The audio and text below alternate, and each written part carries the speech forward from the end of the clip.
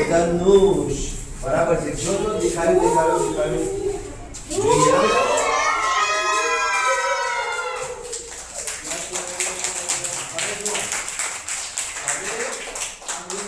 શાંતિથી જોઈએ હજુ થોડું નીચે કરો આટલે સુધી બસ જો મેઘધનુષમાં કેટલા કલર્સ હોય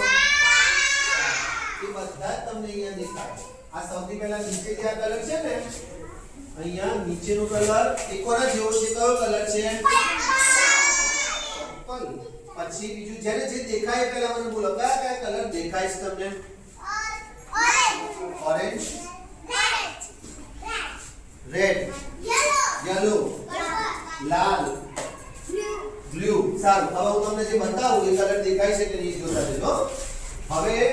આ નીચે જે છે ને એ જાંબલી કલર છે વાયોલેટ કહેવાય ને જાંબલી પછી એની ઉપર સેજ નીલો કલર આવે જાંબલીની ઉપર નીલો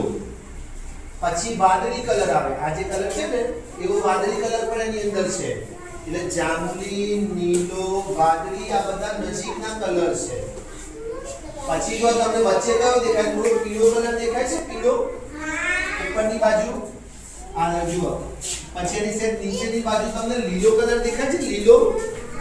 લીલો ક્યાં દેખાય છે આ જો આખો લીલો દેખાય છે ને આમ અચ્છા કોઈ મને એમ કહી શકે કે આ મેઘધનુષ્ય કેમ હલે છે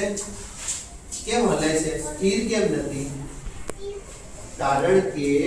ત્યાં પાણીની અંદર જે અરીસો મૂક્યો છે ને એ પાણી હલે છે આમાં પાણી હલે એટલે મેઘધનુષ્ય અહીંયા હલે છે પાણી સ્થિર થઈ જાય તો મેઘધનુષ્ય સ્થિર થઈ જાય ઓકે ચાલો પીળો કલર પીળા કલરની પણ છેલ્લો કલર કયો છે